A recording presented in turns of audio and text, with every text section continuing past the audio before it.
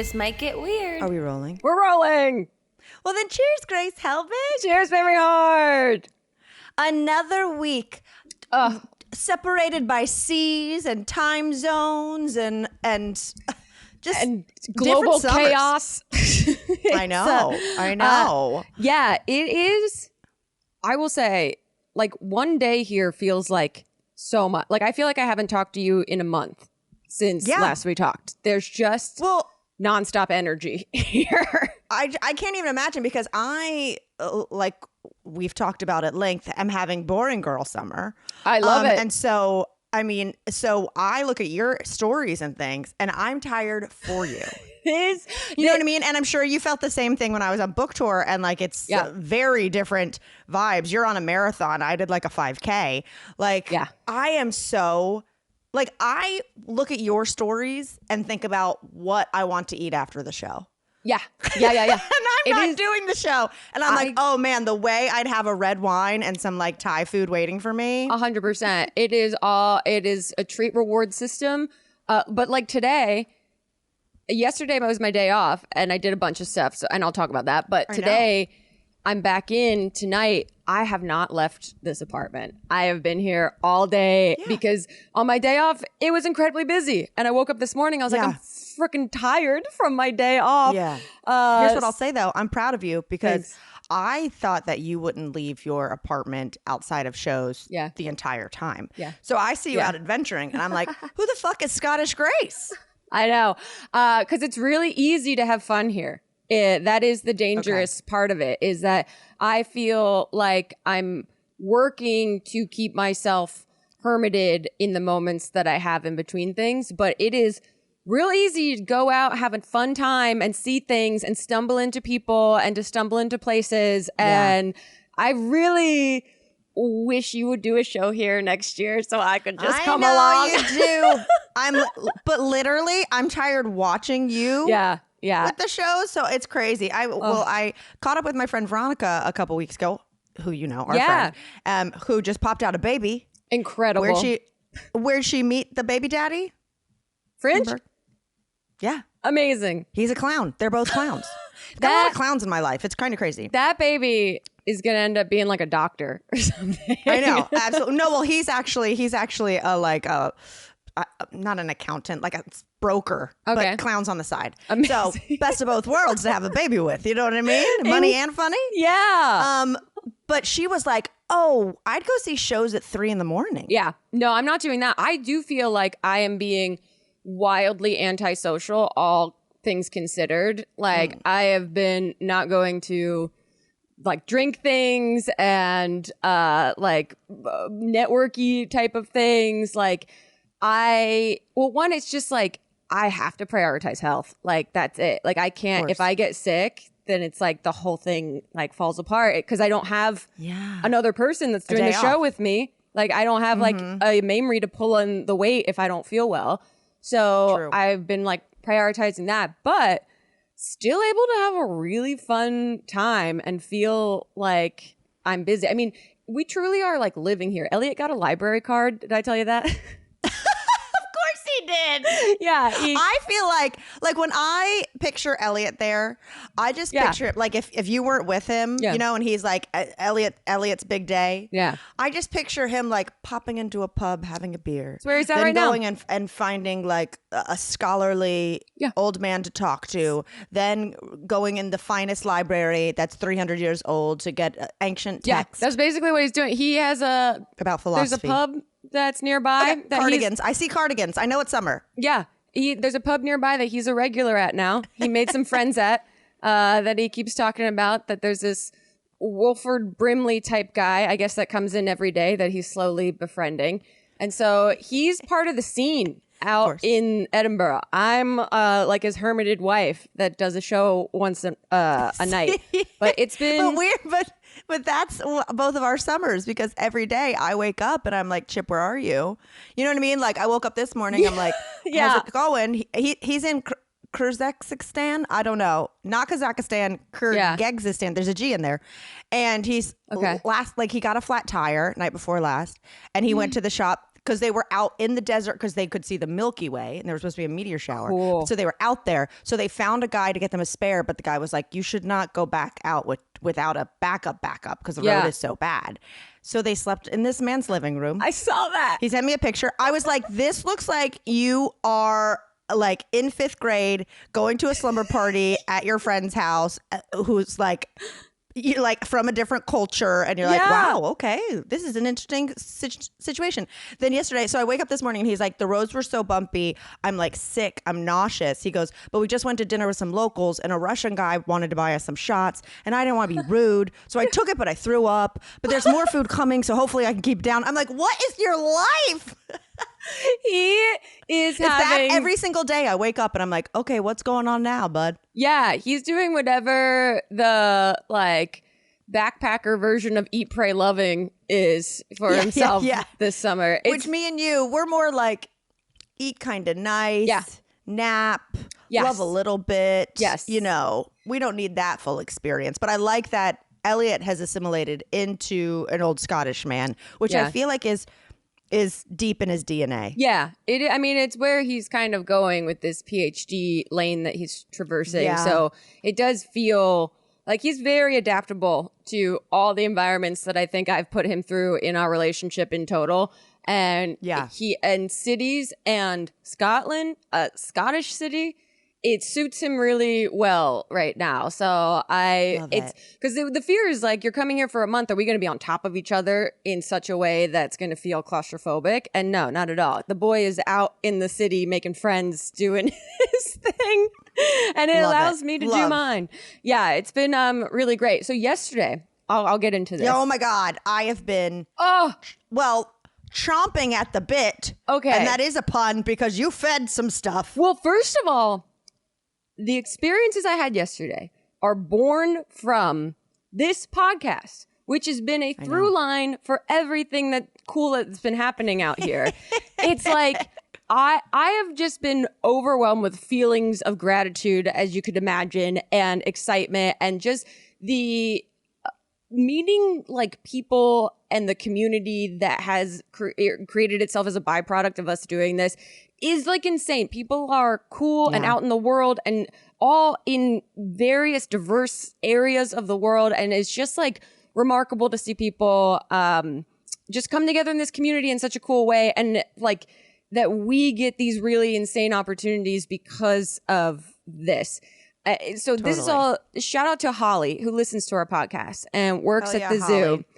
That's why I love, because it's almost like it's in a way our podcast is a little, what am I trying to say? Like hands-on, like people can get in there. Yeah, because it's accessible. She just helped it get weird. Yes. That's what I mean. Like we are able to have these incredible experiences that are, offered to us because people listen to the podcast, and it's like the symbiotic kind of like feedback machine that like creates self-fulfilling. This really, I don't know, this community we all take care of each other, and it's really fun.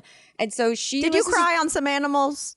No. Did you get in your feelings in the hay? I squeal. I mean, I was so over. It was okay because Holly told this woman, Christine, who works in the marketing for the zoo, that last year we talked about haggis on the podcast, which I mean, it was a big little hippo year. Yes. Pygmy hippos had a big year because of Moodang, and I believe we must have been defending haggis because haggis was born about 10 months ago, almost coming up on a year. And do I remember talking about haggis? No, of course I don't. But I absolutely believe we did. I do, because it was like Moodang came in, took all the headlines, and then meanwhile with haggis, I'm like why not haggis? I'm like, look, Dakota Fanning is great. Elle Fanning. Yeah. Hey guys. There you go. Pay a little more attention. You know what I mean? Exactly. Learning from mistakes. Exactly that. So they were like, they emailed and said, would you like to come meet haggis? I get a lot of shit spam emails in my inbox. I responded to this instantly and was like, yes, I would. Yes, I would. So then this escalates to, I'm thinking we're just going to go to the zoo, have a really like lovely chill afternoon on my day off. Christine gets back to us a few days ago and goes, here are some like ideas we have planned for some interactive whatever activities. And I was like, yes, experiences. And she was like, we can feed this rhino kabid. And then we can try the pygmy hippos because it's never guaranteed. They're very sleepy girls and boys. I mean, that makes me love them even more. That like that they're the pop star. Yeah. That you're like, is she gonna cancel? Yeah, they get a lot of complaints. I was like, do people complain that the animals aren't around? They're like, constantly. They're like, the animals didn't act the way that we wanted them to. They were too tired. We don't think they're being treated well, et cetera, et cetera. Diva. And then they were like, and then you, and then we'll do this lion feeding thing. And we were like, whoa, crazy. Thinking we're just going to watch the lion get fed. And then we get there. Mama, and they're ate. Like, they ate and we fed them. Yeah, feed us. Feed us, mama. Feed us, mama. I said, Elliot, mothers are mothering right now. And it was, so we get there. Christine's so cool. Holly comes in on her day off to hang out. Oh, she's so cool. Nice. And the zoo is on a hill, which everyone warned us about. It is hilly. It is crazy. But it's so cute and it's so quaint. It's been there for over 100 years. It's crazy. And we get to walk around for a little bit by ourselves first. And then they're like, okay, now we're going to go over to Kabid and feed the rhino. I didn't realize like we were going to feed Kabid and we were going to feed it in front of everyone. Like all these kids and all their families start coming over because we're like in the middle of the zoo. And Stage fright. you know, hey, USA, I told Elliot the night before, I was like, actually, I get kind of scared of animals. Oh my God, I forgot. I was like, how I was always so surprised. And I was like, yeah, this is amazing. And then all of a sudden I'd see you just kind of be quiet. And I'd be like, great. There was that one tiny pony that had no eyeball that we saw that just had like a black hole for its eye. I forgot about the eye socket. Forgot about the eye socket pony. That was kind of rough. So I was already going into this day being like, this is an incredible opportunity, but I legit get scared of big animals sometimes. So I have to be a big, brave girl and like be cool with this. It's a rational fear. And also the experience isn't like, give it a bath, right? Pet it. It's like, get near its chompers. Yeah. But they explained the zookeepers obviously could not have been nicer. These are people. Of course, they're scientists. Well, it's they're like zoologists. These people are so aligned with their purpose that it's like these people could never do anything else but this. There was this one zookeeper, Karen, who was so blunt, no nonsense. She fucking woke Haggis up from her slumber and was like, get out here. Yes.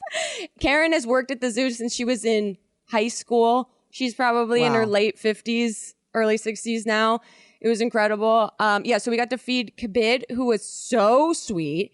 Then we go over, they wake up Haggis and Gloria, the mom, and Karen they were like, we never do this. Like they had us feed them like right out by the fence. Like she pulled them out of their sleepy little hay bales and brought them right up and we were just throwing peanuts in their mouth. Peanuts, okay.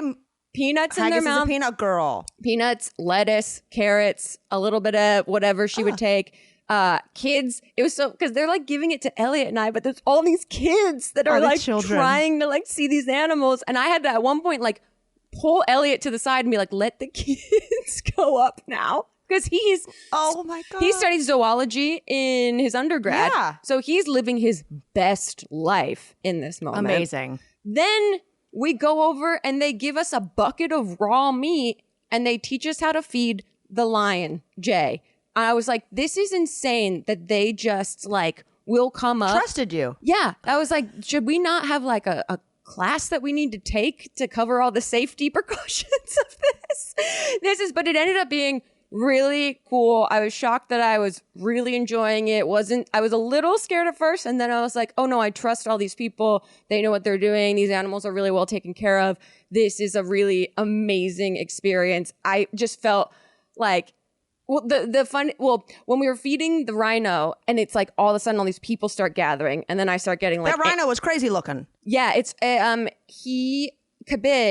is like a one-horned rhino, but he had scratched off his horn previously because it had a infection, and then their horns grow back, I learned, which is wild. And so all these people started gathering. So obviously I get a little stage fright of like, oh my God, all these people are watching us do this. But it ended up being so sweet. And then this one woman was like on a scooter. She was like, "Are you Grace Helbig?" And so it was like kind of a moment of, because I was like, we look like, does this look like we're doing my Make-A-Wish right now? And we're getting to feed these animals? Oh my God, there's people in the crowd who came to your show and they're like, she already beat cancer. I know. She's really milking it. I was like, I feel like the children should be doing this, but it was incredible. I can't thank Holly and Christine enough. The zoo is so fun. If anyone's in and around Edinburgh, it's just a lovely day. Haggis is so fucking cute. It's stupid. Okay, I was going to say, I have some questions. Yeah. Does haggis have the diva behavior of a mudang? Is haggis like chomping at the air, going crazy, or is haggis just like a chill Scottish hippo? Haggis is pretty chill. I know she's not Scottish, everyone. I know she's not Scottish. Haggis is pretty chill. Well, it's funny because I was asking them, like, how does the animal, because haggis, I think, will be moving on to another zoo eventually. If not in the next few months or so. And there's like a whole system in which they figure out like which animals get sent to which zoos. And so when haggis came to them, they all collect, because I was like, who got to name her haggis? And Christine was like, it was me and a few of the other employees over Chinese food at my house over Christmas. I was like, that's amazing. So the funny thing now is like wherever haggis goes, whatever zoo, her name's still Haggis. So it's like... Yeah, it's perfect. Yeah. And so these animals, like she is pretty chill, but I guess a lot of people, because of the Mudang marketing, are like they expecting wanted her to be a bad girl, like a little bratty behavior, a little lubed up psychopath. Yeah, which was great too, because the one zookeeper, Erica, she was like really amazing, and she was like, "Here, put these gloves on. Here, take them off. Go wash your hands." Like after everything. Yeah. And then Karen, the other blunt lady, she was like, "Yeah, you can pet them. They're antiseptic oils on them. Like bare hands." Just starts rubbing haggis to produce this like lather on Haggis's skin. She's like, "See it? You see it?" I was like, "This is we need wild. to get us some of that built-in lather." Truly. Oh my god. Truly. It was I'm so jealous. Magical. Truly magical. Do you truly want to wear the most comfortable bra and panties that I have ever put on my bod? Because, y'all, I said it once, I said it a million times. It's Skims, baby. Okay, first of all, their underwear that's my whole drawer now. I only wear Skims underwear. They are so comfortable that legit, I went to a fitting the other day and I got really nervous because I couldn't tell from standing there if I had them on. That's how comfortable they are. Is there's nothing digging into you. You're not feeling any seams. I was like, am I going commando? No, I had a little high-waisted thong from my Skims collection. And don't get me started on their bras. Oh, wait, I already am started. Obsessed with them. Okay, I've got jugs, y'all. Okay, and so when they're being held up, sometimes it digs in. A normal bra digs in, and you get that little like armpit second boob, you know, the mini boob or the back boob. Well, not with Skims. They absolutely stay flush with my body, even when I rock their push-up bras. And honey, I do, okay? Their teardrop push-up bra, chef's kiss. Their plunge bra, push-up bra, I'm absolutely obsessed. They've taken over my bra and panties drawer, and I am not looking back. Skims truly has the best intimates out there. They have all different styles, all different sizes. You've got to give it a try. I apologize in advance because you are going to want to replace everything you own. So shop my favorite bras and underwear at skims.com. After you place your order, be sure to let them know that This Might Get Weird sent you. Select podcast in the survey and be sure to select our show in the drop-down menu that follows. It's skims.com/TMGW. I used to think that making cold brew coffee at home was a whole thing. Until I tried Trade. They deliver beans roasted specifically for cold brew, plus the gear to make it so simple. They grind the coffee for you, so when it arrives, you just scoop it into a pitcher with enough water, you store it in the fridge overnight, and then you wake up to something that tastes as delicious as your favorite coffee shop. It is that easy. Trade is the #1 coffee destination for the US for both hot and cold coffee drinkers. They've sourced best beans from the top roasters across the US, and they now have a special cold brew collection. They make it effortless to make your own cold brew at home that's both delicious and at an amazing value. You don't just stop at beans. They also provide expertly curated equipment that's easy to use, and it's really cute. Looks cute in your kitchen. So you can make amazing coffee at home that's better flavor and a better value than going out to a cafe or concentrates and spending all that money.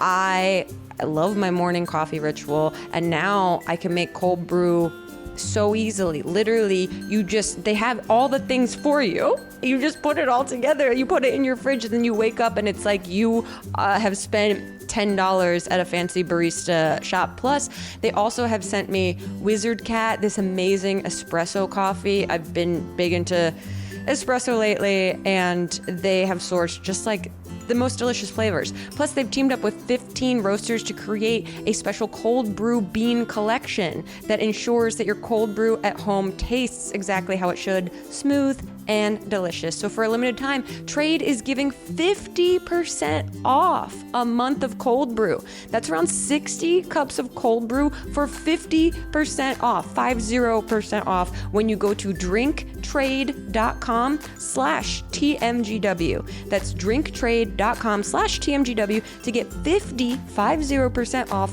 1 month of cold brew. Again, drinktrade.com/TMGW. Came back, had to rest up because then I saw Chris Hall last night. I'm obsessed with him.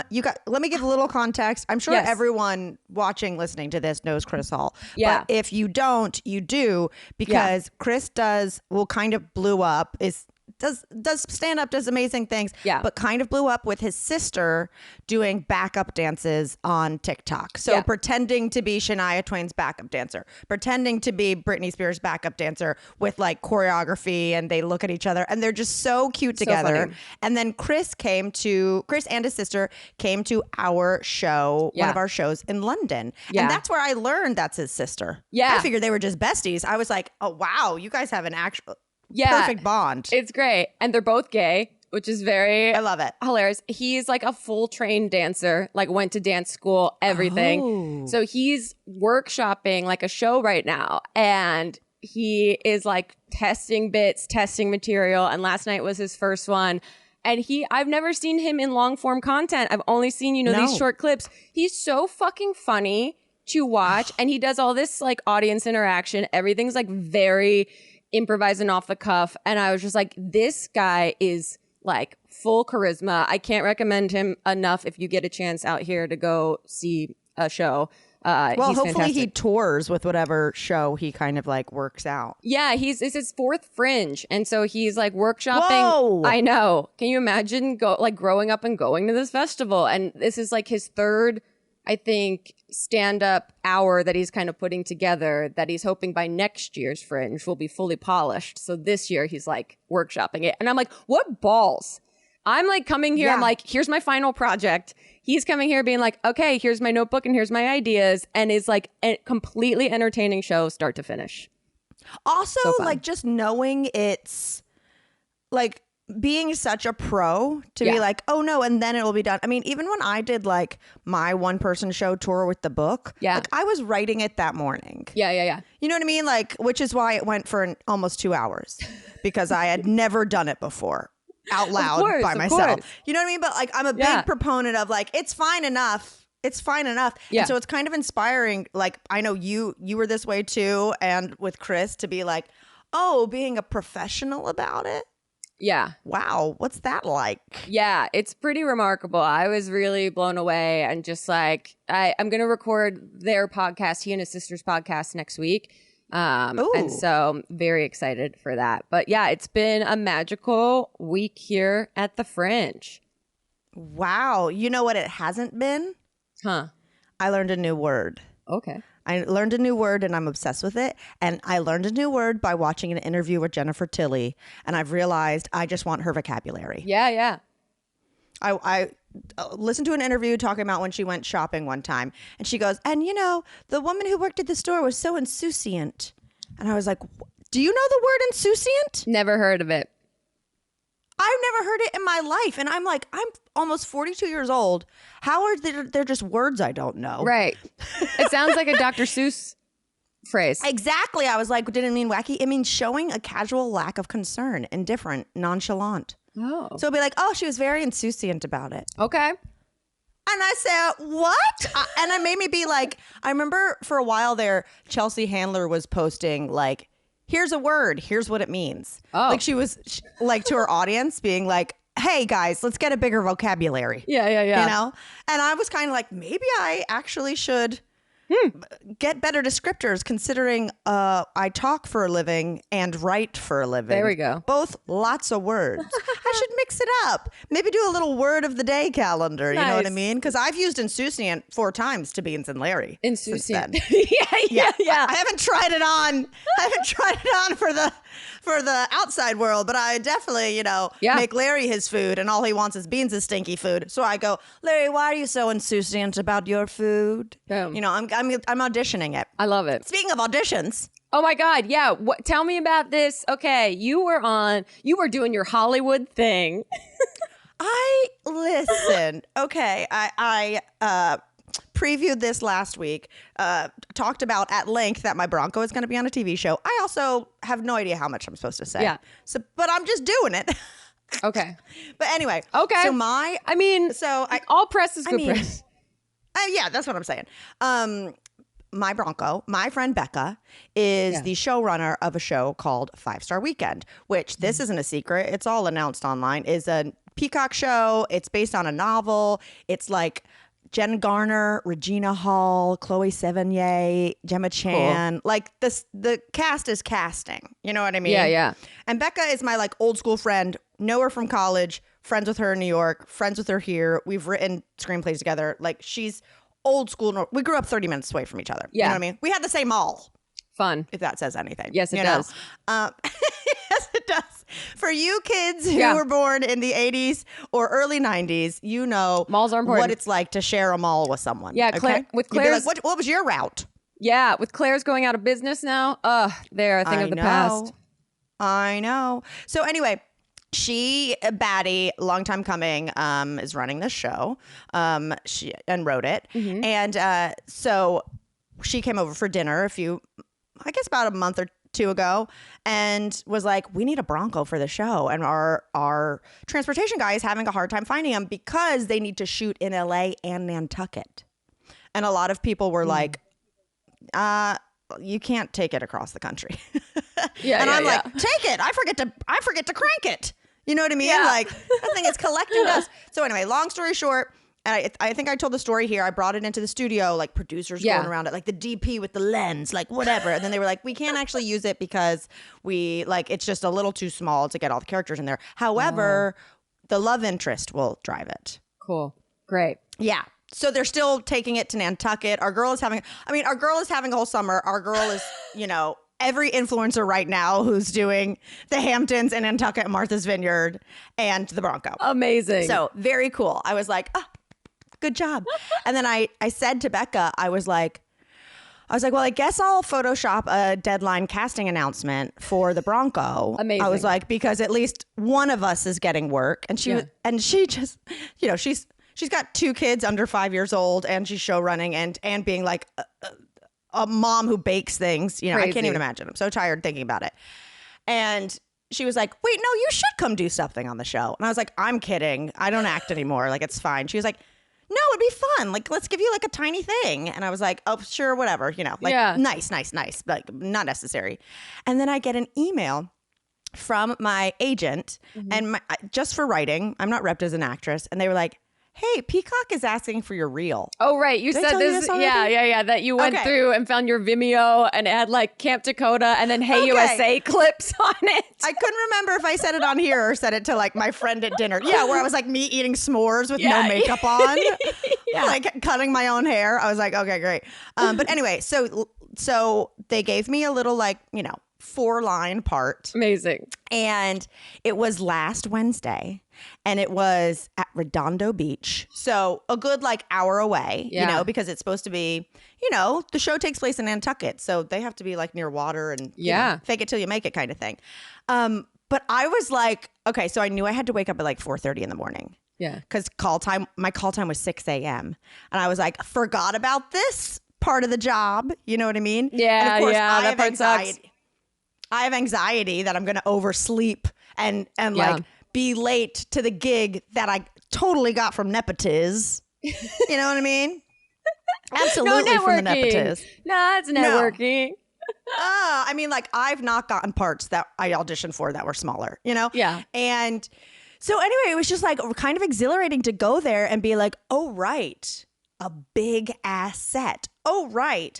As soon as I park, I'm intercepted by the second AD who's going to take me to my trailer. Whoa, you got your own trailer? Had a fireplace. What? Okay, nepotiz. No. Everyone, but I had to change clothes, you know? Yeah. As soon as I left, they emptied the trash and it was the next person's thing. Yeah.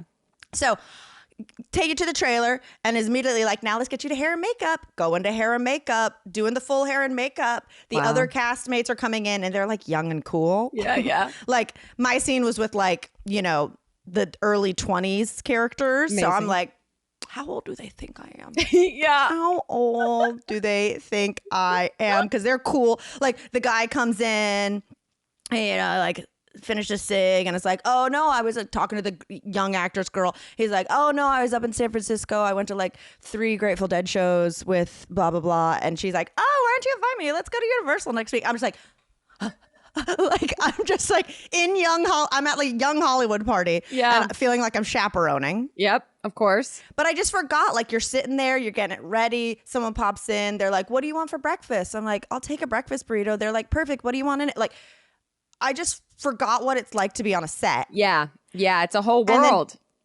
And then to go and to wait, and then to wait and they light. Yeah. And then it was so funny too, because the director of our episode, she was amazing. Her name is Minky. She's like this British woman, but she hurt her leg. So she was on one of those knee scooters and it was fully bedazzled. Perfect. So like I would do the scene and then Minky would come in. She'd in with a bedazzled scooter and be like, yeah, really give it to her this time. Like really, I'll pull you back. I'll pull you back. Just go for it. Give her one that's real, you know, whatever. And I was like, okay. And then Minky scoots off and then you do it 500 times and then they move you and then they relight it and then you do it. And I just left there. I mean, I was wrapped by like 11 a.m. Wow. I left there and was like, that was so fun. Oh, okay. Like, I don't want to audition for anything, but I left there and I had a little moment of like, I should write myself a short film or like something where I'm in control. Yeah. You know what I mean? Because I do not ever, I just don't like the vibe of having to like go do the rat race. Yeah. I saw this quote the other day. Sorry, I'm rambling. But it was like an interview with the casting director for Hacks. Yeah. And they were talking about like, did you watch the most recent season of Hacks? No. Okay. Well, I have not. She has the lead character has a late night show and on it there's like 8 writers in the writer's room. You know what I mean? And so they probably each through the course of the season only have like 10 to 20 lines, you know?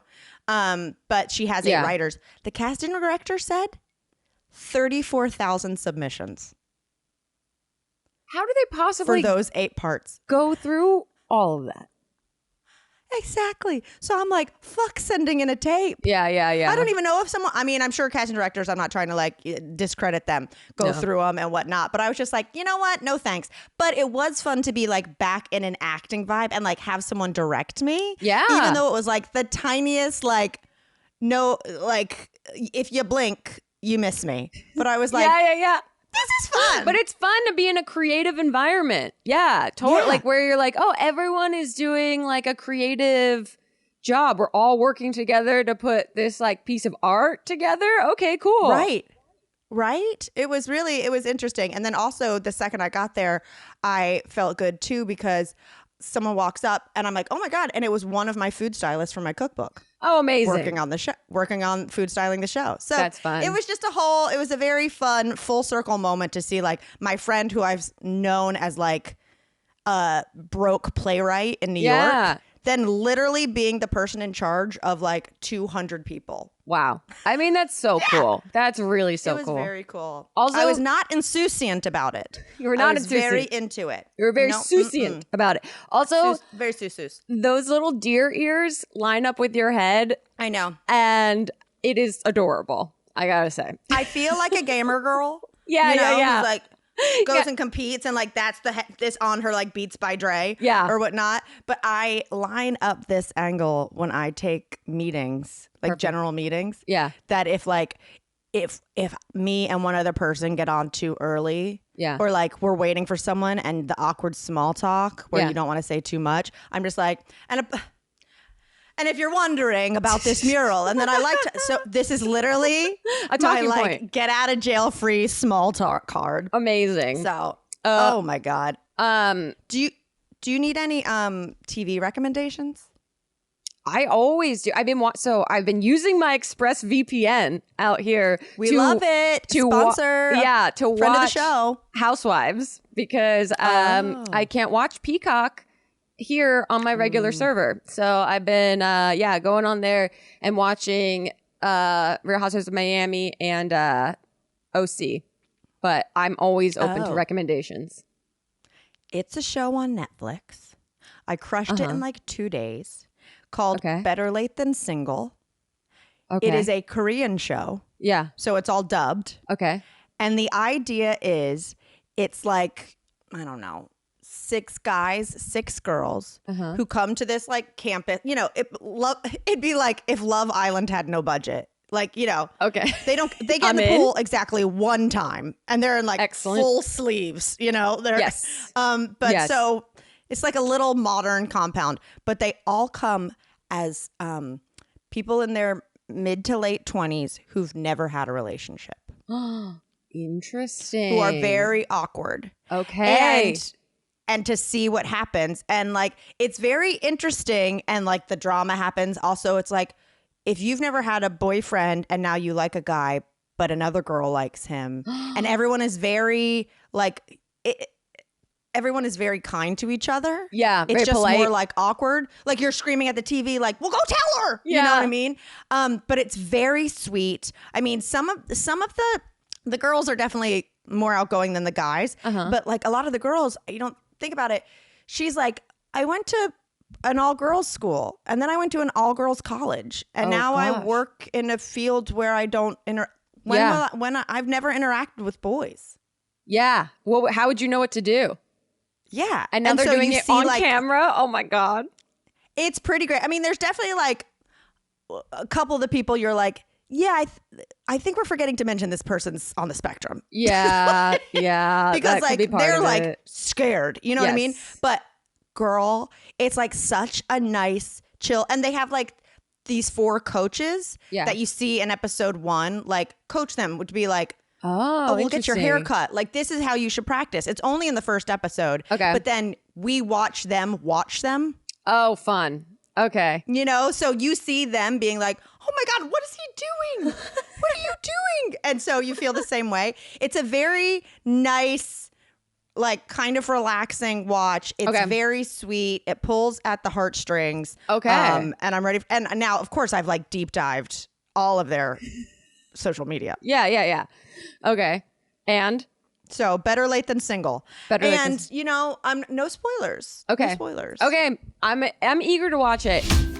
Y'all, I already have a few factors that are an absolute war on sleep. That is sleeping with 2 tiny dogs who like to wrestle around. That's me getting basically hot flashes in the middle of the night, and also my love of caffeine and being a genuine night rascal who likes to stay up. So with all those things up against me, the last thing I need is for my mattress to not be a safe haven, okay? And let me tell you, I use Helix mattresses, okay? Helix Sleep, and it is ideal, all right? I am so comfy. It's the perfect mix of hard and soft. I cannot feel it when my partner gets up in the middle of the night. It has absolutely improved my sleep, and you know how I know it has and how much I love it? Because when I travel, oh baby, I daydream about getting back into that Helix mattress, okay? It's an absolute upgrade. In fact, my previous mattress, I didn't have for that long. And then when Helix gifted me a mattress to, you know, see if we wanted to advertise them on this podcast, I said, get rid of the other one, okay? Goldilocks has found her perfect mattress. So if you are thinking about giving yourself a little upgrade, well, don't worry. You can get one of these, and we've got a deal for you. Go to helixsleep.com/weird for 20% off site-wide. Do you know how much of a savings that is?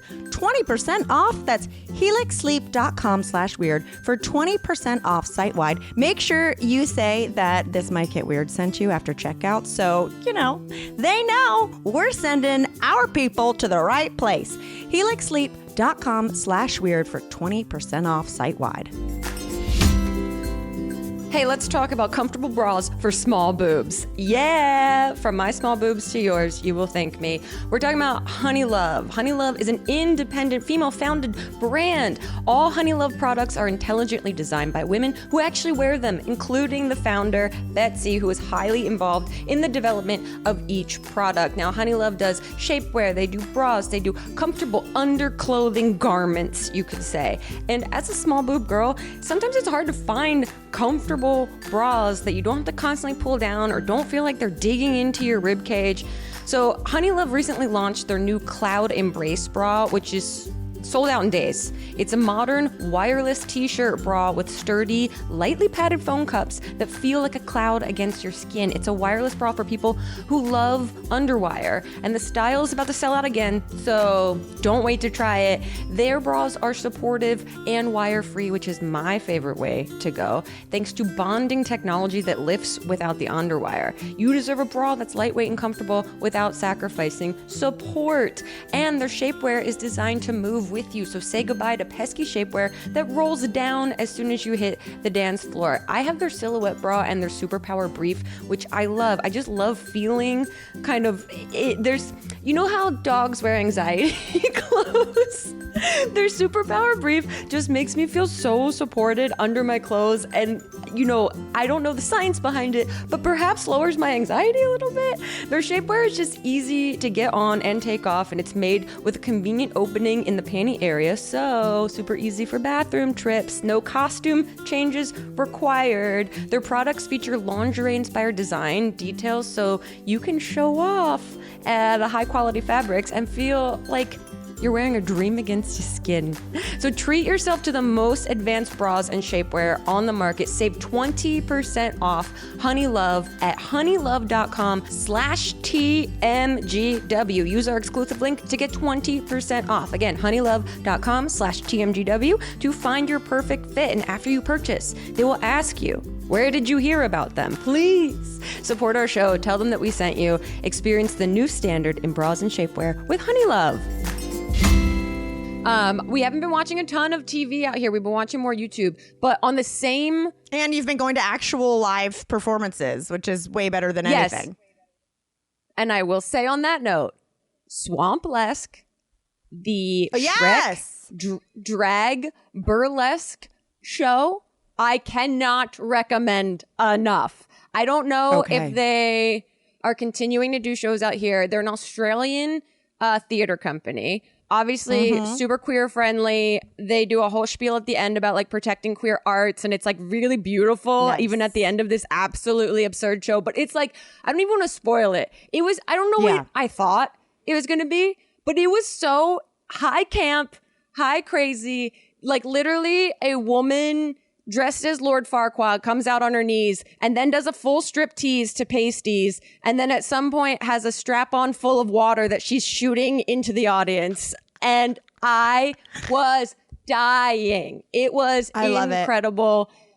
So many people were like, I can't wait to hear what you think about this show, because they'd seen it before, and I get it now. It is, if it tours anywhere near you, please go see it. It was like so silly and also sexy and also funny, and just like, it was such great energy. And everyone there, it's like almost like a Magic Mike type of audience too. They're like, everyone's screaming for everyone. Let me ask you, did they just choose like modern songs? Did they dub in any like when Donkey is performing? They did bring in some Donkey ad-libs? They did the whole story of the movie. There's a plot. Yeah, that's why I was like, there's story. Okay.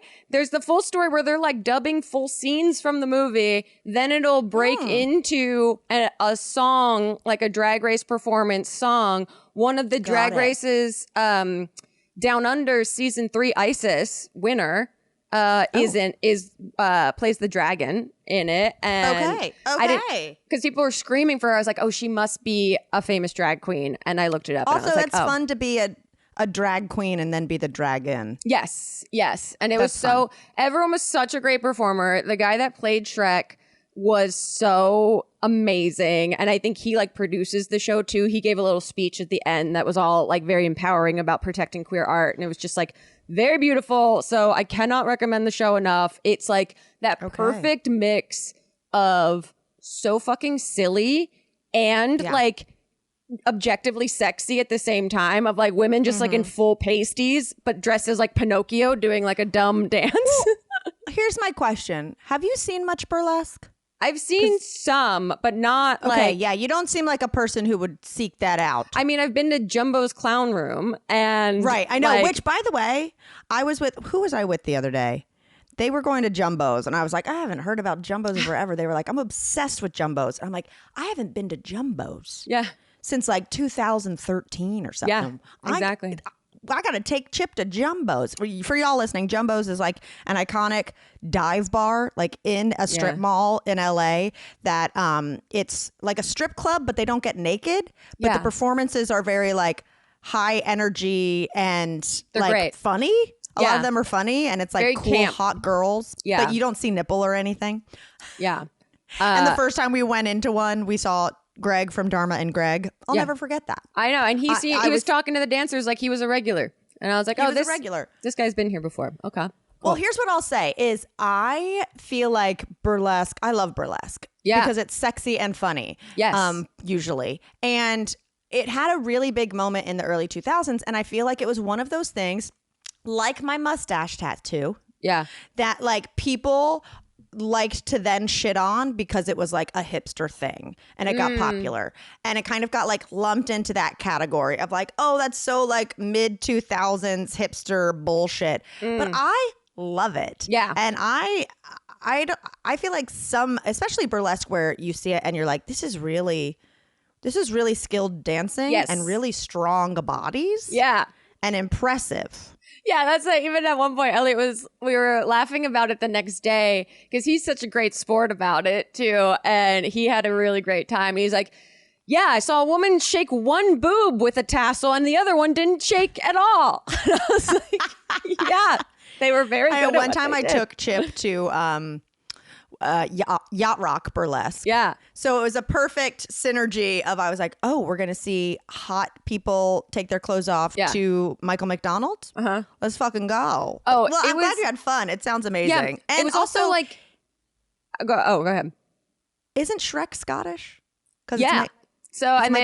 Which adds Mike Myers adds to the whole thing. And the place that it was in like a castle. So like, and I took a lovely edible beforehand. And so as we're walking out, we're like walking out of the castle, cracking up, and it's like misty rain. And I was like, this is the craziest life experience right now. I hope you guys kissed. That sounds so romantic. It was romantic. It was hilarious. And then we went to get McDonald's, and I gotta say, the McPlant out here is fantastic. Wait. They have a McPlant. They don't have McPlants here. They got a McPlant out here, and I had one, and it was so fucking good. And I will say, the Taco Bell out here, absolutely fucking terrible. Worst Taco Bell I've ever had in my life. Listen, you're not going to get good Mexican food over there. It was sorry. sad. And that's what I said to Chip the other day, because he's been in 9,000 countries. I was like, what are you craving the most? Like, what haven't you been able to get? Because obviously you can find a burger. Obviously you can find, pizza. Is it Mexican food? He was like, it's Mexican food. Yeah. Like, you're not going to get Mexican food out here. You know what I mean? But McPlant, is it soy to taste like meat, or is it like an old school veggie garden burger style where it's not trying to be meat? It's not really trying to be meat, but every other aspect of it, you have the McDonald's like bun, the like tomato lettuce, and the like mayonnaise or whatever they put on. So it's like just the whole experience of it was like, oh, this is delicious. Mamrie would fucking crush this. Had that experience with, obviously there's like Impossible Whopper and things like that, but when people are like, ooh, let's get some Mickey D's, like, I haven't experienced McDonald's outside of like having some fries. Yeah.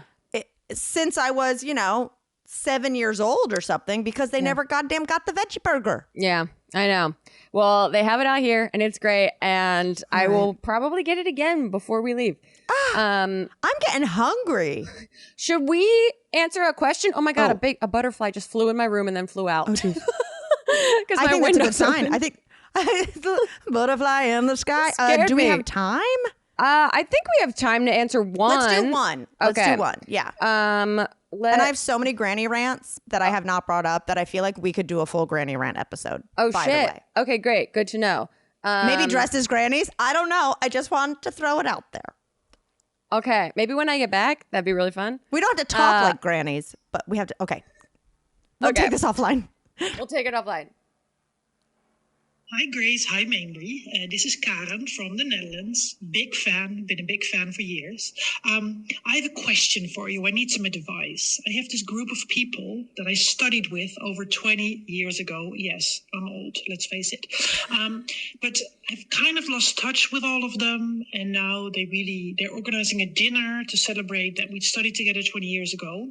And they did this around 5 years ago, and I went to the dinner and I felt really awkward. And I'm like, okay, I'm never doing this again. But now it feels really weird to say no. I don't know how to say no. They've asked in a WhatsApp group and I've just not responded so far. But I would love some advice on how to not be rude, but also be clear instead of just ghosting them, which I'm now doing. Okay, thank you. Bye. Amazing. Love to you. I think you're overthinking it. Yeah. Well, I don't know the context of these people in my mind, I'm like, just a little lie. I'm busy. I can't. Yeah. I'm a big proponent of lying for courtesy. Because here's the deal. Is like, if it was someone whose feelings would really be hurt, then you would be in touch more than every 5 years. You know what I mean? Like, because I'm in the same way. I have my college roommates from 20 years ago. We graduated college. Crazy. And we texted 2 days ago because it was one of their birthdays and they were sending pics of them in the, you know what I mean? That was a different story. This sounds like maybe some people in the group are actually closer than just this dinner. Yeah. But there might be other people who feel the same fucking way as you. It's so and there's true. one person who is determined and has always been the person who gets you guys together. And maybe even that person feels like, oh God, it's the next 5 years. Okay, I got to organize this. There could be a level of people not loving this, because if you left the event feeling awkward, then it was probably an awkward event. Yeah, 100%. And if they couldn't tell that you felt awkward the last time you hung out, then obviously I understand why you wouldn't want to hang out again if they're not getting the picture. Right. And maybe you need to be a little bit more direct. But also I think, I've come a long way in learning a healthy sense of narcissism or a healthy sense of selfishness of being I actually don't want to go to that thing. And so I'm not going to go to it. And I still wrestle with sometimes feeling bad or letting people down. But at the end of the day, you do have to kind of protect your peace. And I think there's a polite way of just saying I'm so sorry I can't make it. I mean, I don't think sometimes when you feel bad about not doing something, you feel the need to over contextualize why you can't do something or over explain. And I think you can say no really simply and not burden yourself with having to come up with some big elaborate excuse. I think you can be oh, it just doesn't work for me this time, but have the best time. And that's it. Exactly. Just say timing doesn't work, because I feel like if this was a situation where they were well, here's all our avails and whatnot, then again, this is a group of people that can make seeing each other often work and choose not to. You know what I mean? I understand if it's a thing where it's we're meeting on September 15th, everyone's driving in, just be I am really booked solid. Please give everyone my love. Yeah. And I'll talk to you soon. I mean, I'm assuming there's probably a person in that group, maybe, who knows, that you want to keep in touch with. And so it doesn't have to be this group outing. Yeah. You know what I mean? For hanging out for the sake of you have history together is no longer a priority in my life. That's a thing that I've learned is I don't need to maintain relationships just because we have shared memories. Yeah. And one of the things in my relationships, and you and I have talked about this before, is like, oh, I want friends that I actively create new memories with and don't just rehash what we've experienced. And it becomes this like, and we're going to go to lunch and we're going to talk about when we did that. Yeah. I want to do that. I want to do new things. Yeah. You know what I mean? So I wouldn't feel bad because this doesn't feel like an active friendship. It feels like a a stroll down memory lane. Yeah. And your feet are tired, baby. You've already strolled. Yeah. Also, whenever someone creates a boundary clearly and directly, I like envy that person. I find them to be incredible at saying exactly what they want. People that are direct about what they need, I'm like, that's amazing. That's like real adult, mature communication. I know. And so I don't think if they take it personally, like that's not your burden to bear. Yeah. Here's two things. Is one, I'm sure when you say I can't go and people arrive to this event and see you're not there, there's at least one other person who goes, you can do that? Yeah, exactly. Oh. You can say no? Okay. Yeah. Fuck. I wish I could. And two, and this is maybe not the right thing to say, but this is how I would self-soothe, is I would go, and if I say no and they talk shit about it, well then fuck them anyway. No, I really didn't want to go. Yeah, exactly. It's either not a big deal or someone's offended for no reason, so screw that anyway. Yeah, and you already have your history with them. You already did it. You're allowed to be able to move in a different direction if you want.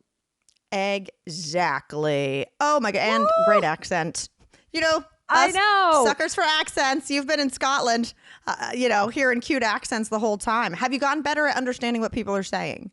Yes and no. Okay. I can't do their accent for shit. No. And I would never offend them in that way.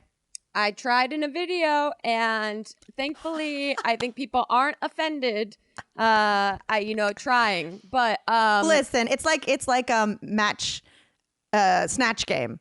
It's like if it's bad enough, it's not offensive. Yeah. If it's slightly bad. Yeah, exactly. But everyone is so sweet. So it's like overwhelming. And everyone, I think, might be talking slow and clear for me specifically because that's true. It's been okay for me so far. They see the look on your eyes. Guys, we have a Patreon. Yeah. Patreon.com/this might get weird. Grace and I will be doing our monthly, we either do a live stream or a bonus pod for the Creeps tiers and up. And so we decided we're going to wait till she gets back from Scotland and then do a live stream at the end of the month. That's like that's our football themed one because we will have our fantasy draft coming up. Chip texted me yesterday and was like, by the way, I just got the first payment for our NFL ticket. Oh my God. Hooray. And I was like, it's happening. But Chip texted me and he was like, I'm thinking about fantasy. All I did Sunday was sit on my couch and be like, I can't wait to make chili and watch football all day. 100%. Let's fucking go. So we're going to have an NFL draft day themed live stream. But regardless, we put up a little blog post. We have the podcast ad free on there. Yep. Just lots of fun stuff. If you haven't checked us out, like start the new school year with us on Patreon. Woo-woo. Look at me plugging our podcast. Love it. Absolutely love it. Okay, I have to run and go scream about breast cancer to some lovely people. Perfect. I have to go take Beans to get her kidney levels checked at the vet, but I'll also bring Larry so he doesn't feel left out. Of course. I mean, I miss him. That sausage, his name should be Haggis. I know. Honestly, yeah. He and Haggis had similar skin. There we go. I look at Larry and I go, you are a pot roast come to life. Yeah. Okay. Well, have a great show. I love you. And love y'all. This got weird. Whoop, whoop. This might get weird.